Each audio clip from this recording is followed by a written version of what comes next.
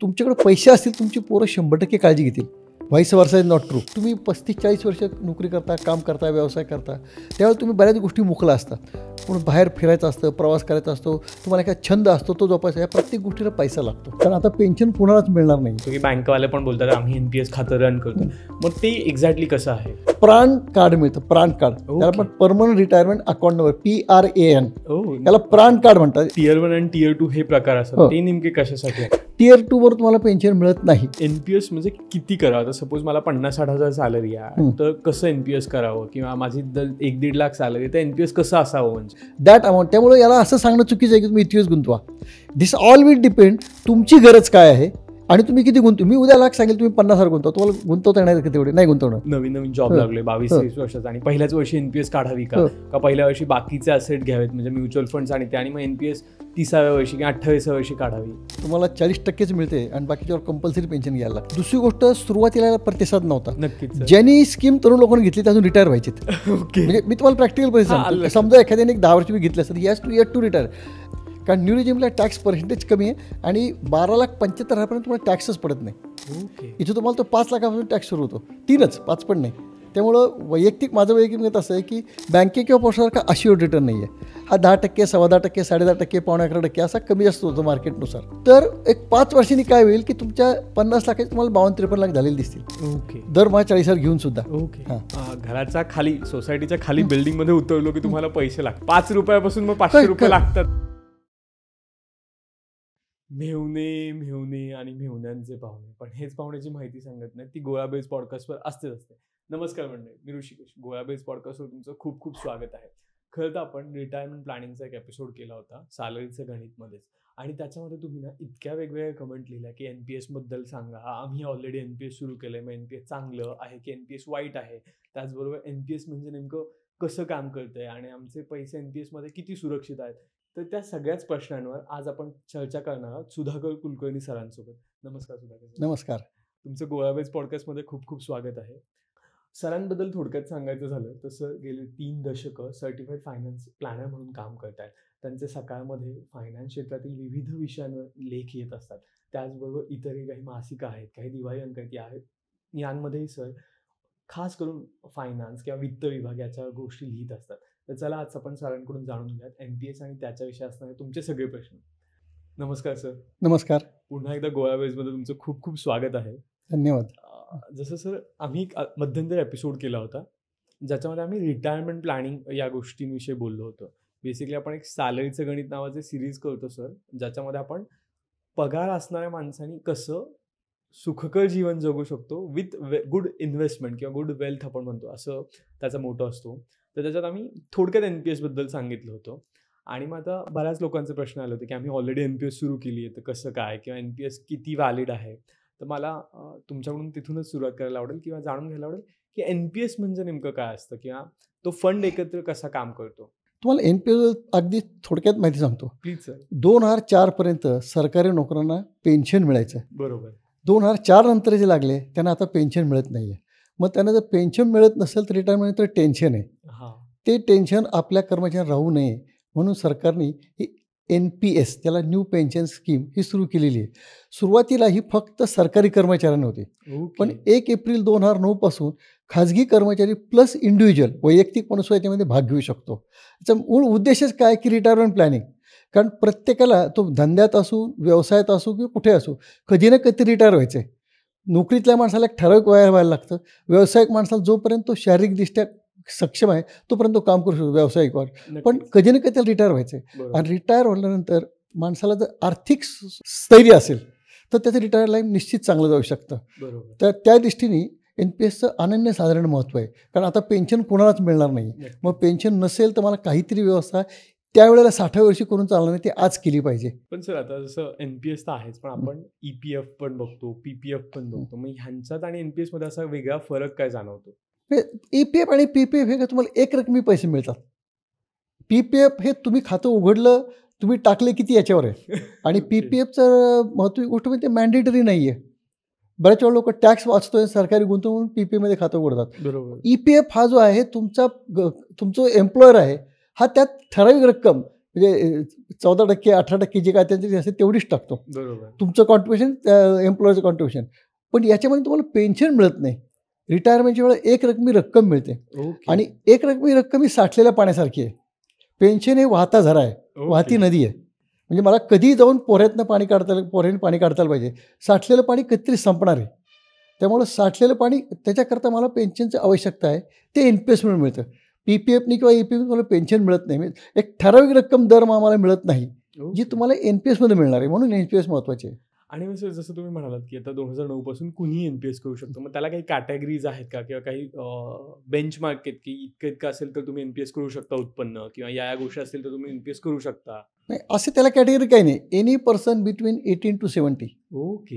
हे खातं उघडू शकतो. 70 हे फार हे झालं, पण 18च्या पुढं कुणीही हे खातं उघडू शकतो. आणि याच्यामध्ये ज्याला किती रक्कम गुंतवायची याला काही मर्यादा नाही आहे. ओके. मिनिमम किती गुंतवायची याला मर्यादा आहे, पण कमाल किती गुंतवायची याला काहीच मर्यादा नाही. ओके. तुम्हाला ह्या PPFला कसं आहे, तुम्हाला किमान 1.5 लाख गुंतवलं. इथं असं काही नाही आहे. तुम्ही एका वर्षी 1.5 लाख गुंतवा, दुसऱ्या वर्षी 1.5 कोटी गुंतवा. तुमच्याकडे जसे जसे फंड्स अवेलेबल होतील तसे तुम्ही तुमच्या पद्धतीने गुंतवू शकता आणि कितीही वेळा गुंतवू शकता. म्हणजे आता PPFला तुम्हाला फक्त वर्षातनं 12 वेळेस मॅक्सिमम गुंतवता येतं. इथं तुम्ही रोज दिवसातून 10 वेळा भरलं त्यांचं काही म्हणणं नाही. Okay. There is no such restriction. You can invest any amount in any number of times during the year.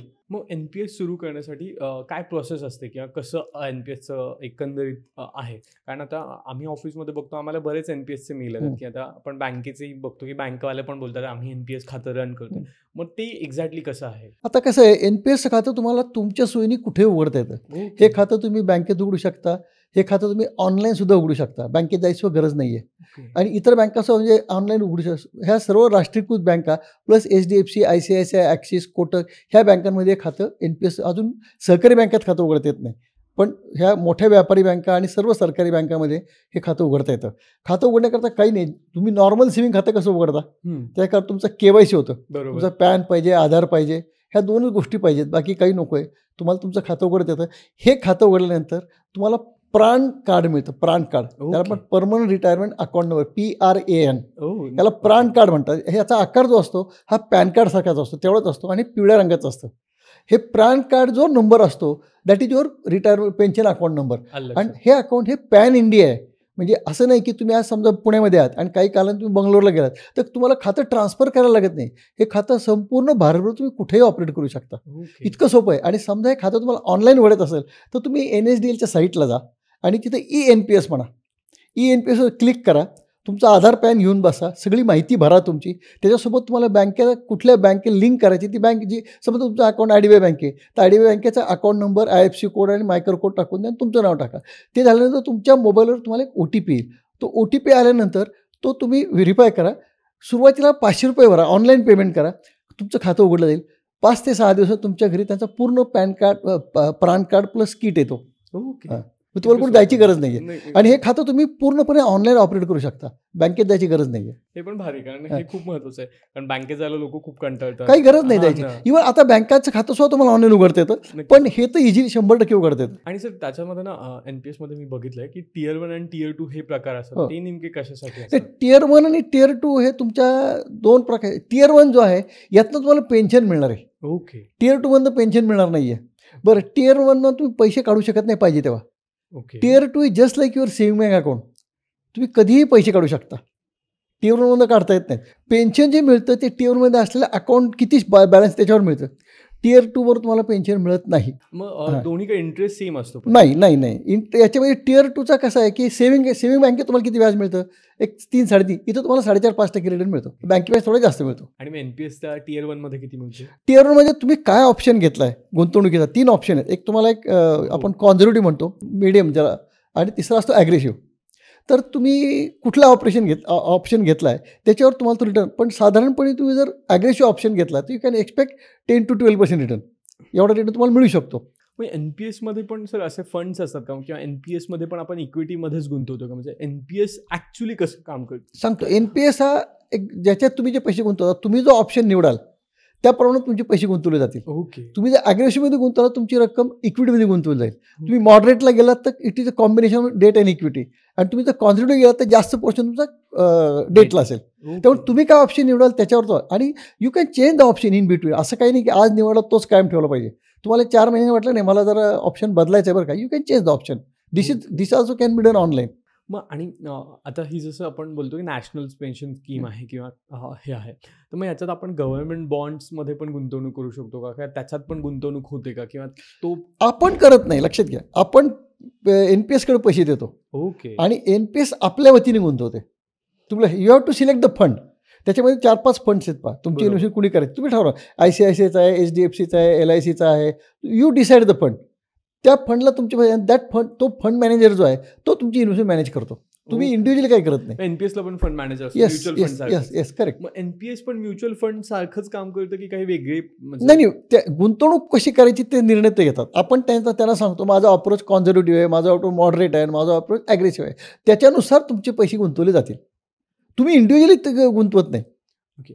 आणि सगळ्यात महत्त्वाचं लोकांचं असतं की एनपीएस म्हणजे किती करावं. आता सपोज मला 50-60 हजार सॅलरी आहे, तर कसं एनपीएस करावं, किंवा माझी 1-1.5 लाख सॅलरी, तर एनपीएस कसं असावं म्हणजे? नाही, आयडियल 2 गोष्टी कसं असं यापेक्षा तुम्हाला रिटायरमेंटला किती पैसे पाहिजे ते ठरवा. ओके. आयडियल मी तुम्हाला सांगेल की हां. समजा एखाद्या माणसं आज त्याचं वय 30 वर्षाचं आहे हो. आणि त्याला घर खर्चाला 60,000 रुपये लागतात. ओके. आजच्या महागाईमध्ये दोन बायको नवरा बायकोने एक मुलगा बेर मिळून 60-65 हजार लागतात. हो. त्याचं वय आज 30 वर्ष आहे, तो रिटायर 30 वर्षांनी होणार आहे. बरोबर. म्हणजे ॲट द एज ऑफ 60. साधारणपणे रुपयाची किंमत दर 10 वर्षांनी 50 पैसे होते. म्हणजे आज त्याला 30,000 लागणार असतील, त्याच्या 40व्या वर्षी त्याला 60,000 लागणार आहेत. बरोबर. त्याच्या 50व्या वर्षी त्याला 1,20,000 लागणार आहेत आणि त्याच्या 60व्या वर्षी त्याला जवळजवळ 2.5 लाख रुपये लागणार आहेत महिन्याला. आता प्रश्न असा आहे की रिटायर झाल्यानंतर काही खर्च कमी होतात. मुलांच्या शिक्षणाचा खर्च कमी होतो, तुमचा ट्रॅव्हलिंगचा खर्च कमी होतो, कपड्याला त्यावरचं. ॲट द सेम टाईम तुमच्या आजारपणात हेल्थचे खर्च वाढतात. तर साधारणपणे 20% डिस्काउंट लावा. एवढं तुम्हाला लावून उरलेली तुम्हाला माल रक्कम, आणि तीच तुमची समजा हे एखाद्या माणसाची 2.25 लाख आली वयाच्या 60 वर्षी, तर 70 वर्षी त्याला 4.5 लाख लागणार आहेत. Are you getting my point? Yes कारण तो रिटायर झाला म्हणून काही मागे वाढीत थांबणार नाही आहे. त्यामुळं, आणि assuming that I am going to survive for next 20 years, तर मला विचार असं केला पाहिजे माझ्या 60व्या वर्षी माझ्याकडे किती पैसे पाहिजेत. याला बॅक कॅल्क्युलेशन एक्सेलमध्ये करता येतं आणि ती रक्कम तुम्हाला काढायला लागते. अज्युमिंग दॅट तुम्हाला 3 कोटी लागतात, तर 3 कोटी जमा करण्याकरता माझ्याकडे आजपासून 30 वर्ष आहेत आणि बाय एक्सपेक्टिंग 10% रिटर्न, तर दरमहा किती टाकलं तुम्हाला हिशोब करता येईल. Okay. Is it clear? Yes. एक्सेलमध्ये तुम्ही टाकलं, त्याला आपण साधा फॉर्म्युला येतो की माझी फ्युचर व्हॅल्यू, प्रेझेंट व्हॅल्यू मला 3 कोटी पाहिजे, माझ्याकडे पिरियड 30 years आहे आणि I am getting 10% return, how much I should invest per month, that amount. त्यामुळे याला असं सांगणं चुकीचं आहे की तुम्ही इतकेच गुंतवा. दिस ऑल विल डिपेंड तुमची गरज काय आहे आणि तुम्ही किती मी उद्या लाख सांगेल तुम्ही 50,000 गुंतवा, तुम्हाला गुंतवता येणार का तेवढे? नाही गुंतवणार. मग त्याच्याकरता पर्याय असे, आज मला जमतं तेवढे गुंतवा, ओके. आणि जसं माझं उत्पन्न वाढलं तशी गुंतवणूक वाढवत नाही. एनपीएस मध्ये वाढवतात किती वाढू शकतो मी तुम्हाला सांगितलं, तुम्ही किती रक्कम गुंतवू शकता. त्यामुळे मला पण आयडियली आय विल रेकमेंड किमान तुम्ही तुमच्या उत्पन्नाच्या 5 ते 7% सुरुवातीला टाका.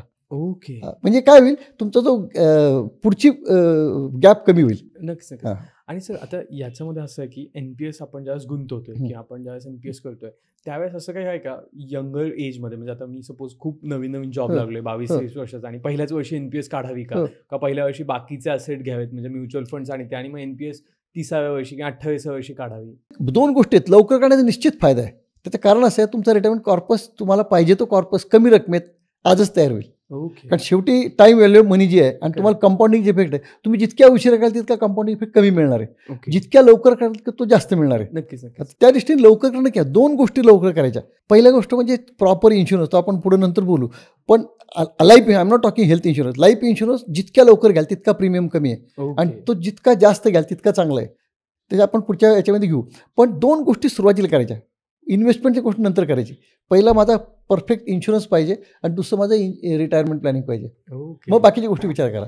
नक्कीच. हा म्हणजे हे पटतंय मला पण सर, कारण तुम्ही जर तुमचं भविष्य सिक्युअर केलं तर तुम्ही आज थोडंसं रिलॅक्समध्ये जगू शकता, आज तुम्ही थोड्याशा गोष्टी, आणि दोन्हीने तुम्ही भविष्य सिक्युअर करता. करेक्ट. हयात असल्यानंतर पुढं काय, आणि तुम्ही गेला तर करायचं काय. तुमच्या insurance is not for you, for your dependent, and pension is for you. आणि बऱ्याच असं होतं ना की आजकाल लोक म्हणतात की अरे आमच्याकडे 2 मुलं आहेत आणि मग ती काम करतील आमच्या पेन्शनसारखं, पण त्याची शाश्वती नसते किंवा त्याची सगळ्याचीच गॅरंटी आपण घेऊ शकत नाही. त्याचं तुम्हाला एक फार उदाहरण दिली चांगलं. नक्कीच सर. काय आहे की तुमची मुलं तुमची काळजी घेतील, पण त्याची खात्री नाही. कदाचित काय असतं की त्यांची तशी परिस्थिती नसते किंवा ते खूप लांब असतात. आणि दुसरी गोष्ट, तुमच्याकडे पैसे असतील तुमची पोरं 100% काळजी घेतील. Vice versa is not true. म्हणजे दुर्दैवाने कटू सत्य आहे, सगळ्यांच्या बाबतीत असं होईल असं नाही. पण पैसे असतील तर पोरं 100% काळजी घेतील. म्हणजे सून घेईल, जावई घेईल, सगळे काळजी घेतील. पण पैसे नसतील तर काळजी घेतीलच असं नाही. घेणार नाहीत असं म्हणणार नाही मी, पण घेतील याची खात्री नाही. नक्कीच आहे. हां. हे पटतंय कारण तुमच्याकडून मिळणारे पैसे त्यांना माहिती असतं की उद्या ते तुमचे होतील या आशेने तरी समोरचा माणूस त्यामुळे ते काळजी आजच काळजी घेतली. त्यामुळे तुमच्याकडे तुमच्या रिटायरमेंटला पैसे पाहिजेतच. आणि सर असंही आहे, आता जसं तुम्ही म्हणालात बिझनेसवाले आहेत किंवा हे आहेत. मग NPS मध्ये गुंतवणूक करताना त्यांना काही वेगळे नियम असतात का? काही नाही, काही नाही, काही नाही. सेम नियम, ओके. सेम नियम. त्यांनाही सेम आहेत. हं. पण मग आता आपण बघतो की NPS मध्ये पण आत्ताच्या काळामध्ये काही बदल झालेले आहेत. हो. ते कुठले असतात किंवा कसे आहेत ते सांगू शकाल ते का? काय माहिती आहे का, NPS गेल्या 5-6 वर्षात it has become more flexible. Okay. ते आता जितकं ग्राहकाभिमुख करता येईल तेवढं ते करतायत. ओके. म्हणजे आता पूर्वी कसं होतं की 10 वर्षे पहिले पैसे काढता येत नव्हते. That period they have come brought down to 3 years. Okay. आता खातं उघडल्यापासून तुम्ही 3 वर्षांनी रक्कम काढू शकता. किती? तर तुमच्या साठलेल्या रकमेचे 25%. पण मग ते सर त्याने असं जर केल्यामुळे जो माझा एंड तो कमी होणार. पण कधी काय असतं की काही अशा आकस्मिक अडचणी उठतो, मला पैशाची गरज असते. ओके. त्यात उदाहरणार्थ कोणाच्या घरात सिरियस आजार नाहीच आहे आलं किंवा लक्षात. मुलात शिक्षणाची फी भरायची आहे. तर अशा अत्यंत गरजेच्या वेळेला तुम्हाला पैसे काढता येतात. ती period earlier it was 10 years, now they have made it 3 years. Okay.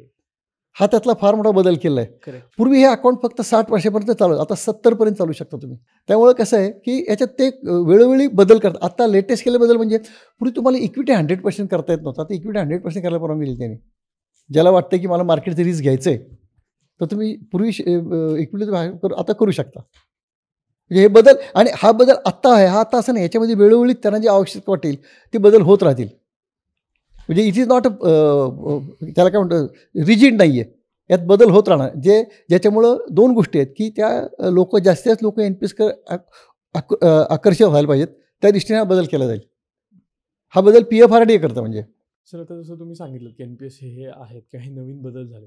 पण मला आता जसं तुम्ही म्हणालात की 3ऱ्या वर्षानंतरच पैसे काढायचे किंवा मला NPS पूर्णच बंद करायचं काही कारणास्तव होत नसेल, तर तसं करता येतं का? नाही, बंद नाही करता येणार. तुम्हाला पैसे फक्त तुम्हाला साठलेल्या रकमेच्या 25% रक्कम काढता येईल. ओके. बंद व्हायला तुम्हाला वयाची 50 किंवा 20 काहीतरी व्हायला पाहिजे. ओके. हां. मग तोपर्यंत ती माझी जी रक्कम आहे 25% काढल्यानंतरची तशीच राहील हो, हो, हो. आणि त्याच्यावर तेवढाच म्हणजे तो काय त्याचं रिटर्न मिळत राहील. ओके. हां, हां. आपण आता कसं आहे, रक्कम खूप कमी असेल, 2 लाखाची असेल तर सगळी मिळते. ओके. हां. अदरवाईज सगळी मिळत नाही. ओके. तुम्हाला 40%च मिळते आणि बाकीच्यावर कंपल्सरी पेन्शन घ्यायला लागतं. ओके. हां. आता आपण त्या पेन्शनच्या पार्टवर येणारच आहोत सर. हं. म्हणजे तो सगळ्यांनाच मला माहिती ऐकायचा आहे. पण तो सगळ्यात आपण बोलणारच आहोत. पण त्याच्या आधी काही बेसिक ज्या गोष्टी आपण त्या बोलतोय. जसं की सर NPS मध्ये पण ऑटो आणि रेग्युलर किंवा नॉर्मल असं आपण म्हणतो. ऑटो आणि ॲक्टिव्ह म्हणतात त्याला. ओके. हां. ते नेमकं ऑटो काय आणि असतं? ॲक्टिव्ह याचा अर्थ असा की जेव्हा माझ्याकडे 2 पर्याय आहेत गुंतवणुकीचे. Okay. If I want to go for active, तर ती इन्व्हेस्टमेंट मी स्वतः मॅनेज करणार आहे. मला इक्विटी किट टाकायचे आहेत, डेटला किट टाकायचे आहेत आणि हे अल्टरनेटला किट टाकायचे आहेत, ते मी ठरवेल. पण मी जर ऑटो घेतलं तर मी ठरवत नाही. मी त्याला सांगतो की मला ऑटो पाहिजे आणि ऑटोमध्ये मला परत 3 ऑप्शन आहेत. ओके. जसं मॉडरेट, कॉन्झर्वेटिव्ह आणि ॲग्रेसिव्ह. तर मी जर ॲग्रेसिव्ह घेतलं तर मी 75-80% पर्यंत इक्विटी टाकू शकेल आणि 20% मला डेट टाकायला लागतील. परंतु त्याच्यामध्ये त्यांनी कॅप टाकलेली आहे की सुरू केल्यापासून 35 वर्षापर्यंत हे राहील. 35 वर्षानंतर दरवर्षी इक्विटीतले 2% कमी होतील, कॉर्पोरेटचे 2% कमी होतील, ते गव्हर्नमेंट सिक्युरिटी वाढतील 3%.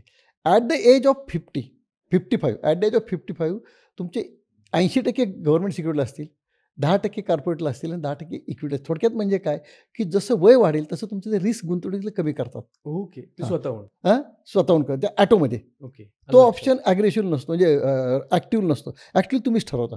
पण काय असतं, सामान्य लोकांना ह्या गोष्टी माहिती नसतात. तर माझं स्वतःचं म्हणणं असं आहे की ज्यांना ह्या मार्केटच्या इंट्रिकेशी माहीत नाहीत, they should go for auto instead of active. पण ज्यांना माहिती आहे त्याने ॲक्टिव्ह करावं. म्हणजे दोन्हीचा फरक सांगतो मी तुम्हाला. हो, नक्कीच. ॲक्टिव्हला माझा मी निर्णय घेऊ शकतो, मला कुठं काय टाकायचं ते. ॲटोला तसं नाही. मी जो फंड निवडेल, ॲग्रेसिव्ह, कॉन्झर्वेटिव्ह आणि मॉडरेट, त्यानुसार माझी, पण ती माझ्या वयानुसार इक्विटी कमी होत जाईल आणि कॉर्पोरेट आणि इक्विटी आणि कॉर्पोरेट कमी होईल आणि गव्हर्नमेंट सिक्युरिटी वाढत जाईल. ओके. थोडक्यात म्हणजे माझी इन्व्हेस्टमेंटची मुद्दल जे आहे ते सुरक्षित केलं जाईल. ओके. हां. म्हणजे आता सपोज असं आपण एक एक्झाम्पल घेऊन जर बोलायचं झालं या बाबतीत, तर सपोज मी 25,000 सुरू केलं होतं हो, आणि माझं वय 25 आहे. हो. तर माझ्या वयाच्या 35व्या वर्षापर्यंत 25 मधले जवळपास ₹20,000 इक्विटीला जात होते. करेक्ट, त्यातले ₹3,000 करेक्ट. कॉर्पोरेट कॉर्पोरेटला जात ₹2,000 होते, गव्हर्नमेंट. $2,000 गव्हर्नमेंट बॉन्डला हां. जात होते तर आणि 35 नंतर उलटं होणार हां, आहे सगळं. उलटं म्हणायचं 25 मधले दरवर्षी 2%. ओके. जे इक्विटी तुम्ही जो आहे 20%तले 2%. हां, आलं लक्षात. 2% कमी होणार, ती गव्हर्नमेंट सिक्युरिटी जाणार. बरोबर. कॉर्पोरेटमधला 1% कमी होणार, तो गव्हर्नमेंट सिक्युरिटी जाणार. करेक्ट. आणि वयाच्या 55 वर्षी गव्हर्नमेंट सिक्युरिटी 80 आणि बाकी 2 10 हां, असतील. म्हणजे वयाच्या 55व्या वर्षी हां. 20,000 माझे गव्हर्नमेंट सिक्युरिटीला जातील आणि करेक्ट, 3 करेक्ट, करेक्ट. हां. कॉर्पोरेट आणि त्याचा एक उलटं उद्देश एक आहे, की आलं जसं लक्षात. वय वाढेल तसं तुमचं रिस्क घ्यायची कॅपॅसिटी कमी होते. कमी होते. म्हणून ते बरोबर. सिक्युरिटी वाढवण्याकरता केलं असतं, बाकी काही नाही. नक्कीच. हां. आणि बरोबर तोपर्यंत वयाच्या 55 पर्यंत माझ्याकडे लमसम काहीतरी अमाउंट जमा झालेली झालेली असते. असते. 1 कोटी म्हणा, हो, 2 हो. कोटी झालेली म्हणा असते. किंवा 1.5 कोटी हो. म्हणा, जी काही हं. ती आपण सिक्युअर करतो. म्हणजे ती Correct. गव्हर्नमेंटला गेल्यामुळे त्याचं आपल्याला माहिती की तो तेवढे पळता मिळणार आहे. त्याला बरोबर. आपण रिस्क घालत नाही. कारण आता मार्केट इतकं कमी फ्लक्च्युएट जास्त होतं की होतं. कधी कमी जास्त पण होतं. कसं आहे, आता काही लोकांचं म्हणणं आहे, की नाही आम्हाला मॅनेज करायचं आहे. हां. तर तो मार्केट पडलं की डेटला येतो, मार्केट चाललं इक्विटीला जातो. त्याच्याकरता अभ्यास पाहिजे त्याचा. नक्कीच. म्हणजे नक्कीच. माझा सल्ला काय राहील, की ज्याला यातली माहिती आहे, जो रेग्युलर बघू शकतोय, पण ज्याला यातल्या कामाच्या व्यापामध्ये वेळ मिळत नाही किंवा यातला अभ्यास फारसा नाही आहे किंवा कुणीतरी सांगतोय तो योग्य असेल याची गॅरंटी नाही आहे, अशा वेळी one should go for auto. Auto दोन्ही पर्याय चांगले आहेत. प्रत्येकाचे काही फायदे, काही तोटे आहेत. तुम्ही जर ॲक्टिव्हला गेला तर तुम्हाला रिटर्न जास्त चांगलं मिळू शकेल. जर तुम्ही चांगलं मॅनेज केलं तर, तुम्ही स्वतः केलं तर. ॲटोला तसं नाही. तुम्हाला नक्की माहिती आहे, मी ॲटोला गेलो तुम्हाला 10-11% रिटर्न मिळणारच आहे. आता हे सर असं झालं त्याच्याबद्दल तुम्ही आत्ता मध्यंतरी बोलता बोलला की 100% शेअरमध्ये गुंतवणूक पण करता येते. आता करता नवीन येते. आता नवीन नियम सर्व. हां. तर मग मला ते एक जाणून घ्यायला आवडेल. मग एखाद्याचं म्हणणं असेल की मी NPS मध्ये का गुंतवू? जर मला 100% शेअरमध्ये गुंतवता येतं, तर मी डायरेक्ट शेअर मार्केटमध्ये गुंतवेल ना? मला पेन्शन मिळणार नाही पण त्यातनं. इथं मला पेन्शन मिळणार आहे. NPS मूळ पर्पज काय आहे? ओके. मला वयाच्या 60 नंतर पेन्शन मिळणार आहे. म्हणजे 60 ते मला 60 घ्यायचं नसेल 70 पर्यंत थांबू शकतो मी. पण नंतर मला पेन्शन मिळणार आहे, की हा तुमचा एक रेग्युलर फ्लो ऑफ इन्कम आहे. ओके. आता आपण नक्कीच पेन्शनकडे येऊयात, हां. कारण सगळ्यांना मला वाटतं त्याच्यासाठीच हा एपिसोड ऐकायचा आहे. हं. तर NPS मधून पैसे काढता कसे येतात किंवा कसे काढले जातात किंवा कसे देतं गव्हर्नमेंट आपल्याला? आता जसं आपल्याला सांगितलं मी तुम्हाला, की जर तुम्हाला पेन्शन घ्यायचं असेल, तर त्यात 3-4 ऑप्शन असतात. ॲट द एंड ऑफ तुम्ही जेव्हा पेन्शन 60 वर्षानंतर तुम्ही जेव्हा मला पेन्शन घ्यायचं आहे, तर तुमचा जो काही कॉर्पस साठला असेल, यातला 60% रक्कम तुम्हाला 1 रकमी घेता येते. असं ओके. हां, तुमची समजा धरून चाल तुमचे 1.5-2 कोटी सांडलेत, तर तुम्हाला 1,20,00,000 विड्रॉ करता येतील. पण 80 लाखावर कंपल्सरी पेन्शन घ्यायलाच लागेल. ते तुम्हाला काढता येत नाही. पण तुम्हाला 21 काढले पाहिजे बंधन नाही आहे. You can keep entire 2 crore तिथं आणि त्याच्यावर पेन्शन घेऊ. तुम्ही जितकी रक्कम तिथे जास्त ठेवा तिथं पेन्शन तुम्हाला जास्त मिळणार आहे. जितकी रक्कम कमी ठेवतो पेन्शन कमी मिळणार आहे. पण यू कॅन विड्रॉ 20%, 40% और 60%. 100% काढता येत नाही. आता समजा तुम्ही सुरुवातीला 20% काढली. 80% वर तुम्ही पेन्शन घेतलं आणि तुम्हाला 5 वर्ष वाटलं मला पैशाची गरज आहे. You can withdraw another 20%. त्यावेळेला तुमचं हातात आलेली रक्कम जास्त असेल, पण मिळणारं पेन्शन थोडं कमी होईल. नक्की चालेल. आणि मी अजून 20 वर्षांनी काढले, 10 वर्षांनी अजून 20% काढले, तर पेन्शन थोडं कमी होईल. कारण कधी कोणाचं आजारपण असतं, हॉस्पिटलायझेशन असतं, तर मला पैसे कुठून मिळणार नसतं. मला थोडं 2 पैसे पेन्शन कमी वेळेत चालेल, पण मला आत्ता उपचाराला आहे. प्रश्न आहे. तर त्यात तसा तो पर्पज सर्व करता येतो त्यामध्ये. मग सर आणि NPS मध्ये जसं तुम्ही बोललात की 80% किंवा आपण घ्यावीच लागते पेन्शन. मग तो पेन्शनचा क्रायटेरिया कसा डिसाईड होतो? पेन्शनचा क्रायटेरिया 2-3 ऑप्शन असतात. एखादा म्हणतो की मला मी आहे तोपर्यंत पेन्शन पाहिजे. ओके. म्हणजे त्याच्यामध्ये काय होतं की तो आहे तोपर्यंत त्याला पेन्शन मिळतं. त्याच्या पश्चात जो कॉर्पस फॅमिली मिळून जातो. ओके. एखादा म्हणतो मला वयाच्या 75 पर्यंत पेन्शन पाहिजे. तर ते पेन्शन त्याला तो 75 पर्यंतच मिळणार आहे. नंतर कोणाला काही मिळणार नाही आणि ते पेन्शन सगळ्यात जास्त मिळतं. पण तो माणूस समजा 68व्या वर्षी गेला, तर पुढचे 7 वर्ष फॅमिलीला पेन्शन मिळेल. 75 संपले कोणाला काही मिळणार नाही. ओके. हां. आणि मग आता जर मी 75ला सपोज आपण असं धरूयात, एखादा व्यक्ती आहे तो 75व्या वर्षी एक्सपायर झाला. हां. तर मग अशा व्यक्तीचा जो कॉर्पस आहे उरलेला, कारण काहीतरी अमाउंट उरलेली असेल. हो, हो. मग ती कशी? ती नाही त्याचं कारण आहे तुम्हाला तुमचा 75 पेन्शन पाहिजे म्हटल्यानंतर ती अशाच पद्धतीने देतात, की तुम्हाला जास्त मिळते रक्कम ती. ओके. म्हणजे तसं डिवाइड करून तसं देतात. डिवाइड करून आणि मध्ये तुम्ही 68ला गेला तर पुढचे 7 वर्ष वारसाला तेवढे पैसे मिळतात. हां, म्हणजे मंथली मिळतात. मिळतात. मग ते मंथली घेतो की आपण इयरली घेतो? तुम्ही की पेन्शन तुम्हाला ऑप्शन आहे मंथली घ्या, इयरली घ्या, क्वार्टरली घ्या, हाफ इयरली. पण लोक जनरली मंथली घेतात. हां. कारण पेन्शन सगळ्या लोकांना मंथली असते. करेक्ट. इयरली आणि क्वार्टरली शक्यतो कोणी घेत नाही. पण सर आणि आता NPS मध्ये तुमच्या अभ्यासानुसार किती लोक असे आहेत जे की इन्व्हेस्टेड आहेत आतापर्यंत किंवा आपण म्हणूयात की एनपीएसचा ओव्हरऑल टर्न किती आहे, म्हणजे 100 किती लोक? सुरुवातीला प्रतिसाद फारसा चांगला नव्हता, ओके. पण आता हा नंबर अगदी रेग्युलरली आणि चांगल्या स्पीडने वाढतोय.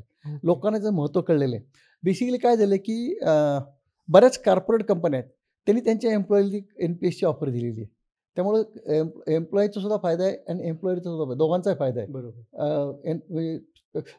एम्प्लॉयचा PFचा पोर्शन जो तो तुमच्या NPSला टाकला जातो. Nobody doing any favour. Okay. आणि पण मग सर आपण याच्यावर म्हणतो की टॅक्स पण सेव्ह होतो, तो टॅक्सला ते कसं बेनिफिट होतं, त्याचं टॅक्सला कॅल्क्युलेशन 2 काय? गोष्टी आहेत. हा टॅक्सचा मुद्दा एक मागच्या वर्षीपर्यंत खूप फायदेशीर होते. ओके. जसं आता टॅक्स रिजिम बदललाय पहा. बरोबर. Tax this entire was coming under section 80C. Okay. आता ज्याला तुम्ही न्यू रिजिमला गेला तर सेक्शन 80 काही बेनिफिटच नाही. नक्कीच. त्याला का तर यू हॅव टू डिसाईड, मला जर NPSचा टॅक्स बेनिफिट घ्यायचा असेल तर I have to stick to the old regime. पण मला टॅक्स बेनिफिट घ्यायचा नसेल, माझं वैयक्तिक रेकमेंड असं आहे की one should switch to new regime. कारण न्यू रिजिमला टॅक्स पर्सेंटेज कमी आहे आणि 12,75,000 तुम्हाला टॅक्सच पडत नाही. ओके. इथे तुम्हाला तो 5 लाखापासून टॅक्स सुरू होतो. 3च, 5 पण नाही. त्यामुळं माझं वैयक्तिक मत असं आहे की केवळ टॅक्स वाचतोय म्हणून इन्शुरन्स घेऊ नका किंवा NPS करू नका किंवा PPF घेऊ नका. पूर्वी ते योग्य होतं, आता त्याचा काही उपयोग नाही आहे आणि ते टॅक्सचे रेट पण कमी आहेत न्यू रिजिमला. पण आता सर मला हे विचारायचं होतं की NPSचा माझा जो कॉर्पस मिळणार आहे, आता जसं तुम्ही म्हणालात की मी 60% काढू शकतो, तो 60% काढलेल्यावर टॅक्स कसा लागणार, कारण त्यावेळेस खूप लमसम नाही, मोठी अप अमाऊंट टू आहे. 60%ला इट नॉन टॅक्सेबल आहे. ओके. हां, त्याला टॅक्स काय पडणार नाही. म्हणजे तुम्ही 20 काढले तरी टॅक्स नाही, 40 काढले तरी टॅक्स नाही, 60 काढले तरी टॅक्स नाही आणि 60च्या पुढे तुम्हाला काढताच येत नाही. आणि त्याच्यामुळे तुम्ही पेन्शन करायची. हां, आणि मिळणारं पेन्शन मात्र taxable if you are in tax bracket. Okay. हां, तुम्हाला जे पेन्शन मिळणार आहे ते तुमचं इतर काही उत्पन्न, पेन्शनचं उत्पन्न धरून if you are coming in the tax bracket, तर त्यानुसार तुम्हाला टॅक्स पडेल. का तुमचा 5%, 8% जो येईल तो. लक्षात. It's a taxable income. हां, म्हणजे त्याच्यामध्ये जर मला वर्षाला 12 लाख मिळत असतील तर मला त्याच्यावर टॅक्स द्यावा लागेल आणि वर्षाला 12 लाखापेक्षा कमी मिळत तर मला असेल टॅक्स तर पडणार नाही. टॅक्स पडणार नाही. करेक्ट. म्हणजे ओव्हरऑल ती तशी सुविधा आपण अशी करू शकतो की ती 100% टॅक्स फ्री होऊ शकतो तुम्हाला. डिपेंड्स, म्हणजे तुमचे त्यावेळेचं उत्पन्न काय आहे. करेक्ट. तुम्ही किती पेन्शन घेताय, तुम्ही 2 लाख पेन्शन घेताय आणि त्या दुसरी गोष्ट 30% टॅक्स रूल काय माहित नाही मला. आता नाही सांगता येणार मला.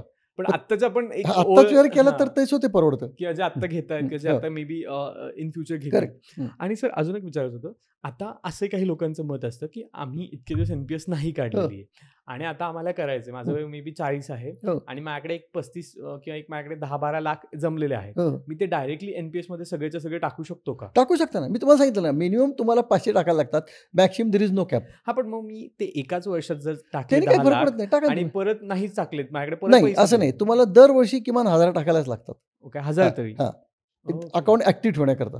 काही कारणाने समजा तुमचं अकाउंट एखाद्या वेळी भरणं झालं नाही तर तुम्हाला ते गॅप भरायला लागते. समजा 2 वर्ष तर 100 ह्या वर्षी 1000 आणि मागच्या 1000 आणि ₹50 त्याला पेनल्टी आहे. ओके. असं भरून ते अकाउंट ऍक्टिव्ह करता येतं. हा, पण असं काही नाही की दरवर्षी ठराविक अमाऊंटच भरली पाहिजे, असं काही नाही. मिनिमम तुम्हाला 500 भरले पाहिजेत. ओके. एका वेळेला. हा, लक्षात. म्हणजे मला असं पण समज होता की जर मी 50,000ची सुरुवात केली NPS माझ्या 22व्या वर्षी, तर मला दरवर्षी 50,000 नॉट नेसेसरी. नाही, पुढच्या वर्षी 5,000 भरू शका, त्याच्या पुढची 40,000 भरू शका, त्यामुळे 30,000 भरू शका, 1 लाख भरू शका, असं काही त्यात बंधन नाही. जसं मी तुम्हाला सांगितलं की कितीही वेळा आणि कितीही रक्कम, आलं लक्षात. पण मिनिमम तुम्हाला 1000 वर्षात भरायला लागतात आणि एका वेळेला 500 पेक्षा कमी भरता येत नाही. ओके. म्हणजे मी 50 आणि 60 रुपये भरू शकत नाही. हा, आलं लक्षात. तुमच्याकडे अशा काही केसेस आहेत का की जे NPSमुळे खरंच खूप सुखकर गोष्टी करतात, किंवा असे काही तुम्हातल्या माहितीतली लोक आहेत जे NPS? नाही, आता याच्यात त्याचं कारण सांगतो काय. हे NPS सुरू होऊन साधारण झाले 2004ला, म्हणजे आता 21 वर्ष होत आहेत. बरोबर. दुसरी गोष्ट, सुरुवातीला प्रतिसाद नव्हता. नक्कीच. ज्यांनी स्कीम तरुण लोकांनी घेतली त्यातून रिटायर व्हायचे. ओके. म्हणजे मी तुम्हाला प्रॅक्टिकल परिस्थिती सांगतो. समजा एखाद्याने 10 वर्ष घेतले असेल, यस टू रिटायर, आणि जे खूप सिनियर होते त्यांनी त्यावेळेस माहिती नव्हतं घेतलेलं नाहीये. ओके. आज यंग जनरेशन घेत आहेत. हा, नक्कीच. काही जे सिनियर लोक आहेत की त्यांनी घेतलं पण केवळ टॅक्स वाचवून घेतलेले. करेक्ट. त्यांना पेन्शन म्हणून त्याकडे त्यांनी बघितलेलं नाही. म्हणजे कसं वयाच्या 95 वर्षी त्याला 60 पर्यंत भरू आपण पैसे, दरवर्षी आपला टॅक्स वाचतोय. कारण त्यांना ते पुढची एक 50,000 लिमिट होती बा. बरोबर. 1.5 संपल्यानंतर 50,000 तुम्हाला टॅक्स मिळतो. ज्यांची 1.5 ETC संपायचे, 50 पेन्शन टाकायचे, त्याचा बेनिफिट घ्यायचे. पण they are not done from pension point of view. त्यांनी एक इन्व्हेस्टमेंट प्लस माझा टॅक्स वाचतोय म्हणून त्यांनी केले ते. त्यामुळे याचा ॲक्च्युअल अजून एक 8-10 वर्षांनी लोकांना त्याचा फरक दिसायला लागेल की जे रिटायर होतील करेक्ट. म्हणजे म्हणजे अजून असं कोणी म्हणजे फ्रुटफुल घेणार नाहीये. नाही ज्यांनी घेतल्या ना यात हे फ्रुटफुलचा संबंधच नाही. मिळणार म्हणजे मिळणार आहे. हे काही खाजगी कोणी नाही, गव्हर्नमेंट आहे. फक्त कसं आहे याचा रिटर्न जो आहे ना हा बँके किंवा पोस्टासारखा अश्युअर्ड रिटर्न नाही आहे. हा 10%, 10.25%, 10.5%, 11% असा कमी जास्त होतो मार्केटनुसार. ओके. हां. तो तुमच्या पेन्शनच्या दर महिन्याच्या ह्याच्यात पण रिफ्लेक्ट होतो का? तुम्हाला स्टेटमेंट आहे त्याच्यावर कळतं ना तुम्हाला. तुम्ही जर इकॉनॉमिक्स वाचलात सोमवारचा, तर त्यात त्यांचे NPSचे काय रिटर्न मिळतो गेल्या 3 वर्षाचे किती, 3 महिन्याचे किती, 6 महिन्याचे किती, हे सगळं देतं पहा. आणि कॉन्झर्व्हेटिव्हचे किती, ॲग्रेसिव्हचे किती आणि मॉडरेटचे किती. तुम्ही दर सोमवारी त्यांचे त्यात तुम्हाला पाहायला मिळेल पाहिजे. हां, म्हणजे हे भारी आहे. कारण बऱ्याच लोकांना हा पण प्रश्न असतो सर, आता हे जसं इक्विटीनुसार होते, कारण लोकांचा आजचाही कल बऱ्याच लोकांचा एफडीकडे असतो, आपल्याला बघायला मिळतो. आणि आपल्याला माहिती आहे एफडीमध्ये मी जर 7 लाख गुंतवले तर मला 7,70,000, 7,80,000 एवढेच मिळणार आहेत. आफ्टर 5 इयर्स और आफ्टर 10 इयर्स असं काहीतरी आपण धरूयात. पण मग NPSचं जो मार्केटनुसार आहे, मग आता त्या वर्षीचं मार्केट डाऊन असेल किंवा त्या वर्षी सपोज कोविडसारखं काही घटना घडली असेल, तर NPSचं रिटर्नवर खूप जास्त इम्पॅक्ट होऊ शकतो का? It is just like share market. तुमचं बेसिकली तुमचा इन्व्हेस्टमेंट कशी, इफ यू आर ॲग्रेसिव्ह तर फरक होईल. खूप फरक होईल. इफ यू आर मॉडरेट तर मॉडरेट फरक होईल. आणि तुम्ही कॉन्झर्व्हेटिव्ह तर फरक होणारच नाही, कारण गव्हर्नमेंट सिक्युरिटी आहे. त्यामुळं याला कुणाला काय होईल सांगता नाही. तुम्ही काय निवडले त्याच्यावर अवलंबून आहे. तो निवडताना करेक्ट. बेसिकली तुमचं रिस्क ॲपेटाईट काय आहे करेक्ट ते पाहून तुम्ही फंड निवडायचं, की मला मार्केट रिस्क घ्यायचं आहे. मला मार्केट रिस्क घ्यायचं नाही, आय वॉन्ट मॉडरेट. आणि मला नाही, मला काहीच करायचं नाही, मला आय वॉन्ट सेफ. करेक्ट. हे त्याची त्यांनी ठरवायचं. त्याच्यानुसार तुमचे 7 ते 10.5% 7, 9, 10, 11 इव्हन NPSची काही ठिकाणी 12-13% रिटर्न मिळाला आहे. पण मी कंटिन्यूस म्हणणार नाही तो. नक्कीच. तुम्ही जर पेपर पाहिलं, तुम्हाला पेपर पाहिलं म्हणून की इक्विटीचा रिटर्न काय आहे. ओके. काही वेळा 16-17% पण येतो. पण you should look at average, not one particular month. Average तुम्ही 10-11% मिळायला हरकत नाही. हां, म्हणजे आपण तसं कन्सिडर करू शकतो. 10 ते 11% तुम्हाला ॲव्हरेज रिटर्न इक्विटीवाल्याला मिळायला हरकत काहीच नाही. या सगळ्यामध्ये आत्ताच्या लोकांचा अजून एक मोठा प्रश्न आहे सर, की आम्ही जर म्युच्युअल फंडमध्ये गुंतवतोय आणि ते पैसे पण आम्ही तसे काढू शकतो किंवा म्युच्युअल फंडची स्वॅप जी स्कीम आहे त्याच्यामध्ये पण आम्ही तसे इन्स्टॉलमेंटमध्ये पैसे काढू शकतो. मग NPS वेगळं का? नाही, त्यात दोन्हीत परत फरक आहे. SWP जे आहे त्याला सिस्टमॅटिक विड्रॉल प्लॅन म्हणतात. बरोबर. आता त्यात सुद्धा तुम्हाला तिथं ॲट द एंड ऑफ तुम्ही जे काही पैसे टाकाल त्यात तुम्हाला परत फंड निवडायला लागतो. मला ॲग्रेसिव्ह पाहिजे, मॉडरेट पाहिजे का कॉन्झर्व्हेटिव्ह पाहिजे. इथे तेच आहे. आणि इथं कसं आहे, इथं तुम्हाला कॉर्पस सगळं परत मिळणार आहे, तुम्हाला पेन्शन मिळून. ओके. स्वॅपमध्ये नाही. स्वॅपमध्ये मिळणार आहे, पण तुमचे पैसे त्यातले काढले जाणार, जे उरतील ते मिळणार आहेत. ओके. म्हणजे समजा आता कसं आहे, की मी शॉपमध्ये जेवढा मंथली जास्त घेईल तेवढे माझे पैसे लवकर संपणार आहेत. ते काय तुम्हाला नो बडी डुईंग चॅरिटी. इथं सुद्धा तुम्हाला हे चॅरिटी करत नाहीत. साधारणपणे तुम्ही जेव्हा पेन्शन घेता तेव्हा तुम्हाला तुमचा जो कॉर्पस असतो, आता धरून चला तुमचं 1 कोटी कॉर्पस तिथं आहे, तर तुम्हाला साधारण महिन्याला 50,000 पेन्शन मिळू शकतं, 50,000 ते 55,000 रुपये. त्याचं कारण आहे ते काय करतात, की 6% रेटने गव्हर्नमेंट सिक्युरिटीला पैसे टाकून देतात. त्याचे झाले 6 लाख डिवाइडेड बाय 12 आणि तुमचा माणूस गेला की तुमची 1 कोटी परत मिळतील. ओके. म्हणजे ते तुमच्या 1 कोटी मधले पैसे न देता तुम्हाला असे पैसे व्याजातले पैसे तुम्हाला मिळतात. व्याजातले पैसे मिळतात. पण मग सर स्वॅपमध्ये पण असं ऐकायला मिळतं ना, की तुमचं सपोज 10 लाखाचं स्वॅप आहे, आपण असं धरूयात.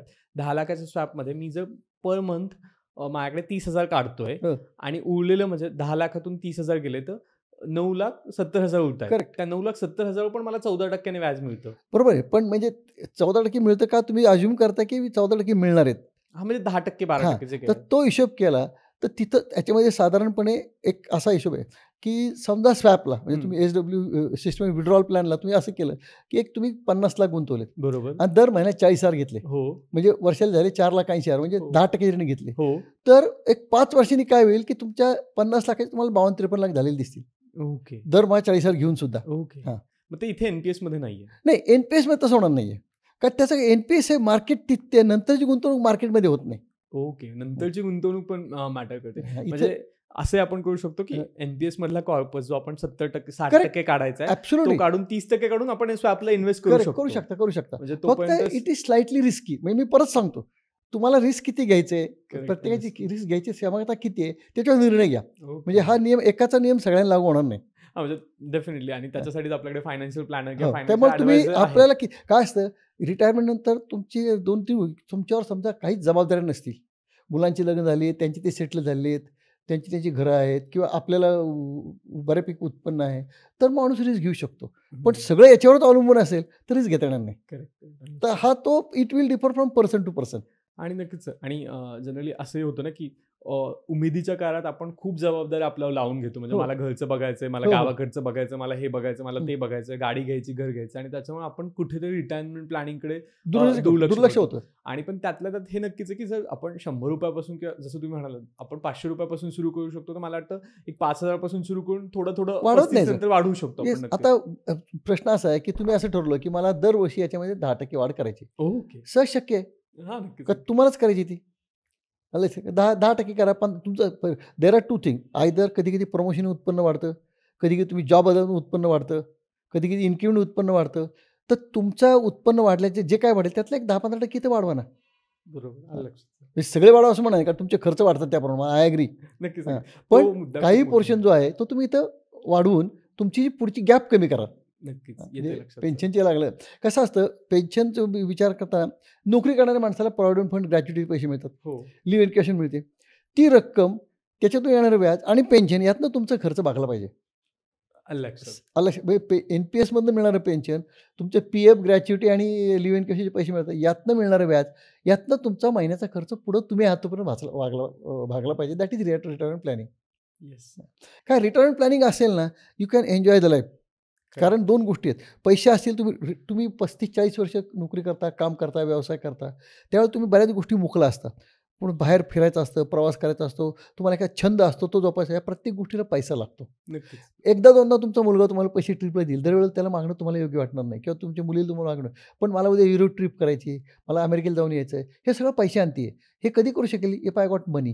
राइट. तर हे मला जर त्यावेळेला करायचं असेल, मला if I want my retirement life. आणि दुसरी गोष्ट हेल्थ आणि वेल्थ, ह्या 2 गोष्टी ज्या आहेत ना, एकमेकाशी फार निगडीत. Yes sir. तुमची वेल्थ चांगली असेल तर बऱ्याच वेळा हेल्थ चांगली राहते. नक्कीच. पैशाची चिंता असेल तर हेल्थ खराब होते. हो, म्हणजे आपण बघतो ना, की हं. आपल्याला साधं एखादं मेडिकलचं बिल जरी आलं, हां, तर तर धडकी आपण भरते. धडकी भरते हां, आणि आपण विचार करतो, अरे हां. कसं जुळवायचं, तर काय त्या करायचं? दृष्टीने ना तुमच्याकडे जर रिटायरमेंटच्या याचा अर्थ तो माणूस निरोगी असेल मी म्हणणार नाही. पण ॲटलीस्ट तुम्हाला फायनान्शियल वरी असणार नाही. तुम्हाला पीस ऑफ माइंड राहील, नक्कीच, की नक्कीच. माझ्याकडे आर्थिक चिंता नाही. काही प्रसंग आला तर I can manage it. Correct, मला करेक्ट. कोणाकडे हात पसरायची वेळ येणार नाही. बरं हां, त्या वयात आपल्याला कोणी कर्ज देत नाही. हां. रिटायर झालेल्या माणसाला कोणी बँक कर्ज देत नाही किंवा कुठून कर्ज मिळत नाही. म्हणजे तुम्हाला तुमच्या असलेल्या एफ-डीवर कर्ज मिळेल. पण नव्याने कोणी कर्ज देणार नाही. हां, पण कशावर नक्कीच. मिळेल? एफ-डीवर मिळेल किंवा तुमच्या शेअरवर मिळेल. पण मला अडचण आहे म्हणून अशी कोणी कर्ज देणार नाहीये. नाही, नक्कीच. हं. किंवा असंही आहे म्हणजे रिटायर माणूस जरी आपण 58व्या वर्षी होत असलो आणि त्याच्याकडे बौद्धिक क्षमता असते, पण तरी त्याला खूप काम मिळणार नाही. नाही, नाही. बौद्धिक क्षमता असते, फिजिकल पण असते. करेक्ट. आज तुम्ही पाहिलं असेल, की कित्येक रिटायर्ड लोकं चांगलं काम करतात. नक्कीच, म्हणजे नक्कीच. Till the age of 65-70 regular काम करतात. They earn money, good money. पण सगळ्यांना शक्य होतं असं नाही. हां. तेवढं तुमच्याकडे स्किल पाहिजे. आणि ते काम मिळेल अशी हां, हां, शक्यता त्याची नाही. गॅरंटी नसते. करेक्ट. कधी मिळेल, कधी मिळणार नाही. नक्कीच, हां, नक्कीच. हं. तो पण एक खूप मोठा मुद्दा आहे ना, कारण जग इतक्या फास्ट किंवा बदलतंय. काहींना नंतर काम करायचं नसतं. हां, मला बाबा शेताकडे जाऊन शेती करायची आहे बरोबर. किंवा मला प्रवास करायचा आहे. मला पूर्वी खूप एक वाद्य शिकायचं म्हणजे काय छंद काही असू शकतो. Correct, correct. तर कोणाला नुसतं मला ज्याला आपण ट्रेकिंग करायचं आहे. कारण प्रत्येकाचे हॉबीज वेगळे असतात. नक्कीच त्याला त्या सर. हॉबी पुरवायच्या असतील तर पैसा पाहिजे. हो, नाही हे हां. मान्य आहे सर. कारण हं. आता आपण घराच्या खाली, सोसायटीच्या खाली हं. बिल्डिंगमध्ये उतरलो, की हं. तुम्हाला पैसे लागतात. हो. म्हणजे ₹5 पासून मग काय ₹500 लागतातच ते, असं लागतात. आहे. त्यामुळं 2 गोष्टी आहेत. मी तुम्हाला काय सांगतो, की रिटायरच्या वेळेला तुमच्याकडे पुरेसा एक संकल्पना प्रत्येकाची वेगळी आहे. नक्कीच. मला जे पुरेसं वेळ तुम्हाला पुरेसं वाटणार नाही. पण मला ठरवलं पाहिजे, की मला किती पैसे पाहिजे दरमहा खर्च आणि त्यात माझ्या पुढच्या 10-20 वर्षाची महागाई विचारात घेऊन ते हल्ली आजकाल ते कॅल्क्युलेशन करून मिळतं. तर माझ्याकडे किती पैसा असला पाहिजे, तो मी रिटायर होईपर्यंत साठवायला पाहिजे. That is real retirement planning. नक्कीच. म्हणजे मला हिशोब असा केला पाहिजे, की मला 60व्या वर्षी माझ्याकडे इतकी रक्कम पाहिजे, which will take care of me for next 20 years. मी आणि माझी पत्नी, की ज्याच्याकरता मला मुलांच्यावर अवलंबून राहायला लागणार नाही. ते माझी काळजी घेतली तर उत्तम आहे. नाही घेतली तरी माझ्याकडे माझी सोय आहे. नक्कीच. That is real retirement planning. Sudhakar sir, खरंच तुमचं खूप खूप धन्यवाद. तुम्ही इथे आलात आणि आम्हाला NPS बद्दल ह्या डिटेल गोष्टी सांगितल्या. कारण डॉक्युमेंटमध्ये बऱ्याचशा गोष्टी लिहिलेल्या असतात. पण असं होत नाही की 13-14 पानांचं डॉक्युमेंट ते बसून वाचलं जातं किंवा त्याच्यात तितक्या गोष्टी चेक केल्या जातात. आणि बऱ्याच लोकांना ना आम्ही ज्यावेळेस सॅलरीचं गणित करतो, म्हणजे सॅलरी कशी इन्व्हेस्ट करायची जे सांगत असतो किंवा सॅलरीमधून आपण कुठल्या कुठल्या गोष्टींमध्ये पैसे इन्व्हेस्ट करू सांगत असतो, त्यावेळेस बऱ्याच लोकांना NPS बद्दल पण प्रश्न होते. कारण जसं तुम्ही म्हणालात तसं NPS सुरू केलंय बाबा. ऑफिसनी बळजबरी केली, मित्रांनी काढलंय, सुरू केलंय. पण त्याचा ॲक्चुअल पर्पज काय हे माहीत नव्हतं आणि त्याच्यामुळे ते थोडंसं मग असं होतं ना, मागच्याच टाकले, आज टाकू का नको, राहू दे मग असं. पण नक्कीच हे ऐकल्यानंतर प्रेक्षक किंवा ज्यांना सुरू करायचे ते सुरू करतील का, जे नसेल केली तर एक प्रयत्न करतील की आपण करून बघूयात आणि त्याचे काय रिटर्न्स आहेत किंवा त्याचे काय आकडेवारी आहे ती पण बघूयात. कारण आपलं इन्व्हेस्टमेंट पण डायव्हर्सिफाईड असावं असं नक्कीच आहे. हो. म्हणजे फक्त तुम्ही शेअर्स आणि म्युच्युअल फंड किंवा सोनं घेऊन न करता या सगळ्यातून जिथून तुम्हाला ॲटलीस्ट काही गॅरंटीड रिटर्न मिळतील आणि तुमचं पुढचं आयुष्य सुखकर होईल. त्याचबरोबर तुम्हाला सॅलरीचं गणितचा एन-पी-एसचा एपिसोड कसा वाटला ते कमेंटमध्ये लिहायला विसरू नका. त्याचबरोबर तुम्हाला एन-पी-एस रिलेटेड काही अजून शंका असतील त्याही कमेंटमध्ये लिहायला विसरू नका. आम्ही त्या सगळ्या प्रश्नांची उत्तरं द्यायला बांधील आहोत. तर नक्कीच त्याची उत्तरही दिली जातील. त्याचबरोबर तुम्हाला सॅलरीचं गणितमध्ये अजून कुठले-कुठले वेगवेगळे विषय हवेत तेही सांगायला विसरू नका. धन्यवाद. भेटूयात पुढच्या एपिसोड